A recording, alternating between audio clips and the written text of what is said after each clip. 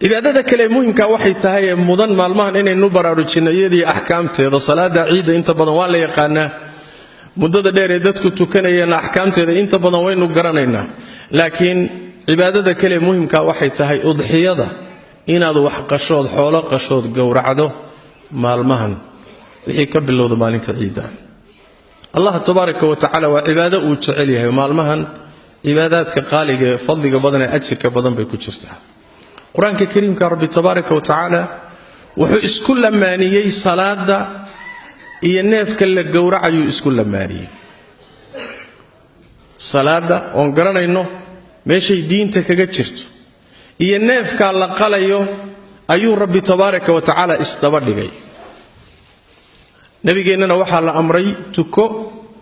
xoolahana qal oo gowraca meesha dadka xajka jiraay ay hadiyadii iyo xoolihii ay halka ku qalayaan ayaa loogu talagalay dadka aan xajka tagina ayaguna inay meeshooda ku qalaano udhiyada ay gowracaan oo khayrkaas iyo wanaaggaas lagala qayb galo qaybtaada aad qaadato nabigeennuna salawaatu rabbi wa salaamu calayhi wuxuu yiri cidii awoodi karto karaan leh oo aan wax qalin oo aan udhiyo samaynin salaada meeshan ku tukanayna yuusan soo dhawaanin qoyska kari kara waxa la doonayaa in ay isku dayaan inay wax gowracaan cidii aan kari karinina awoodeeda lahayn la yukallifu Allahu nafsan illa wus'aha kalifaat ma jirta laakiin cidii kari karta waa inay la timaado waxa xusid mudan nabigeena salawaatu rabbi wa salaamu calayhi wuxuu baraarujiyay bishu markay dhalato oo 10ka dilxijja ay dhashaan bisha dilxijja baan u jeedaa bilowgeeda markay bishu dhalato cidii ku tala gashan inay wax gowracdo oo udhiyo samayso ilaa uu neefka ka gowraco 10ka bari timihiisana ma xiiri karo jirkiisana waxba kama goyn karo إذا دخلت العشر وأراد أحدكم أن يضحي فلا يمس من شعره وبشره شيئا بالنبي صلى الله عليه وسلم هذي طبنكو صوغلان وبشو دلتو midkiina uu ku tala gashan yahay inuu wax gowraco xoolo qalo ilaa uu neefka ka qalayo yuusan timihiisa wax ka taabanin jirkiisana wax ka taaban marka wax la doonayaa haddaad ku tala gashan tahay intaad neefka ka qalayso inaadan jirkaaga waxba ka goyn cibaadadaasi waa cibaado weyn oo iyadana la doonayo in laga faa'iideysto insha Allah ta'ala waxay leedahay marka shuruud bay leedahay shuruudeeda waxa kamid ah ahkaamta la doonayo in la ilaaliyo neefka waxa la gowracayay waa inuu yahay xoolaha la dhaqdo waa inuu ama geel yahay ama lo yahay ama ari yahay arigaasi ama idaha noqdo ama riyaacad ha noqdo xoolaha la dhaqdo waxaan ahayn udhiyo ma galo quraanku macnahaas uu tilmaamay shardiga labaadi wax weeyaan neefka aad ku udhiyaysanayso waa inuu gaadhay da'dii uu ku gali lahaa udhiyada da'ba jirta khaasa oo nabigeenu wuxuu sallallahu alayhi wasallam neef aan da'da gaadhin ha gowricina Allahumma inuu idinku adkaado da'diiba weydaan mooyaan oo markaasi bedelkeeda waxaad gowrici kartaan jadaca oo ida ah da'da laga hadlayay wax weeyaan nabigu tilmaamay sallallahu alayhi wasallam geela marka la yiraahdo neefku waa inuu 5 jir iyo wixii ka badan yahay lo'odana waa inuu 2 jir iyo wixii ka badan yahay riyaacadkana waa inuu sanad jir iyo ka badan yahay idaha buu nabigu si gooniyo u tilmaamay sallallahu alayhi wasallam hadduu ida yahay jadaca waa 6 bilood iyo wixii ka weyn hadduu ida yahay 6 bilood waa inuu gaadho iyo wixii ka weyn baad gowrici kartaa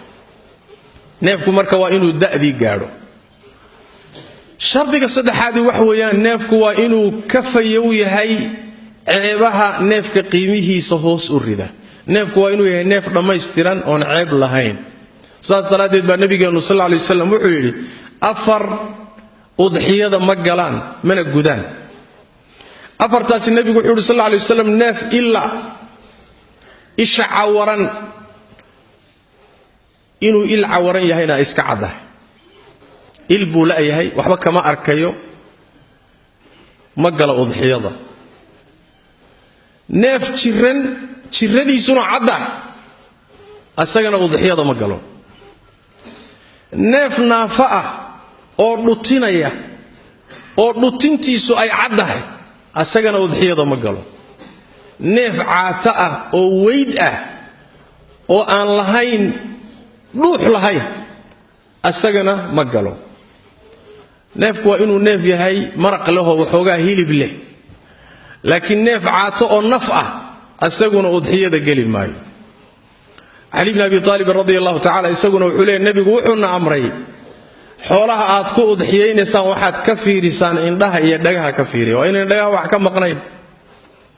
شروطها وإن النيف كبوحيو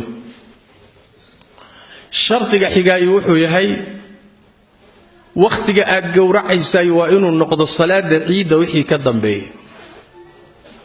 نبا وقتك النبي قال صلوات ربي والسلام عليه مركو واقو بريب النيف كيسي قورعي asagoo isleeyaan lagaaga hormarin khayrkan oo hilibka ugu horeeyay lagu waabariistay la cuno kaaga ha noqdo khayr doon ah ayuu neefkii gowracay nabigu u sheegay salawaatu rabbi wa salaamu alayhi markaasuu ku yiri shaatuka shaatu lahmin neefkaad gowracatay waa un hilib walaysa min an-nusuki fi shay cibaadadii la rabay waxba kama aha waqtigii baad ka hormarisay sidaas daraadeed buu nabigu sallallahu alayhi wasallam soo celi buu neef kale booskiisa gowrac marka waa in aad salaada ciida wixii ka dambeeyay gowracdoodan ka hormarin hadaad ka hormariso neefkaasi udxiya ma waxa inta weheliya xilliga jaaniska aan haysaneen gowrici karno waa maalinka ciida salaada marka la tukada laga bilaabo ilaa 3 bariya ka dambaysa maalmahaas ayuu nabigu ku tilmaamay sallallahu alayhi wasallam waa maalmo xoolaha la qasho hilbaha la wadho la cuno ilaahay la xuso la damaanshaado waa maalmo ciida weey maalmaha afarta ah maalinka ciidiya 3 ka dambaysaba waad gowrici kartaa maalinkaad gowracdaba waa sax sidaas xadiista nabigeena ku sugan salawaatu rabbi wa salaamu alayhi cibaadada qiimaha badan marka iyadana waa inaan ka faa'iideysano ninka iyo ehelkiisa qoyskiisa hal neef oo ariya ku filan kara haddaad ka badisana khayr iyo baraka toddobada ruux waxay wadaagi karaan neef geel ah neef lo-ana way wadaagi karaan 7 ruux intay wax isku darsadaan ayadana way sugantoo nabigeena salawaatu rabbi wa salaamu alayhi waa cadeey arrimahaas oo dhan waa ahkaamta loo baahan yahay inaynu ku baraarugsanaano marka aynu gudanayno udxiyada ama aynu neefku gowracayno waa cibaado qaali oo qiimo badan oo la doonayo in la nooleeyo meeshaada ku gowrac meel kale u dir oo dad kale u geeyo muxuu ahay meel masaakiin iyo dad kale joogan ama qaraaba joogto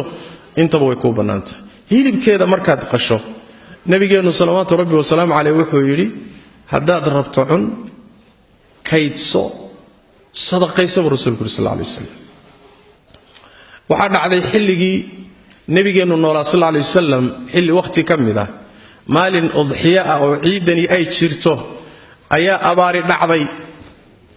qoysas reebaadiye aba marka intay soo qaxeen oo soo guureen bay magaalada Madiina soo dul degeen duruuftuna waa iska adagta waxba lama haynin xilliga xoolihii la qashay buu nabigu wuxuu sallallahu alayhi wasallam 3 bari ka badan ma kaydsan kartaan 3 bari wixii ka dambeeyo wixii hilib ayuusan agtiin oolin bixiya علشان dadkan soo qaxay masaakiintan ila caawiyo markii sanadkii ku xigay la gaaray yey saxaabadu weydiiyeen rasuulullaahi ma sidii baan yeelaa mise waxba isbedelay nabigu wuxuu sallallahu alayhi wasallam waxaan idin ku diiday kaydsiga 3 bari ka badan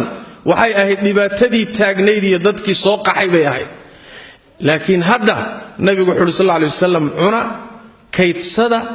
sadaqaysta rasuulku sallallahu alayhi wasallam sidaas daraadeed waxna kaydso oo hilibkayda ka dhiga hadaad rabto waxna sadaqayso masaakiinta iyo dariska waxay gaari karto gaarsi waxna maalinkaaba cuno muxuu ahaayay barakayso kullu dalika way banaanto nabigeena ka sugan tahay salawaatu rabbi wa salaamu alayhi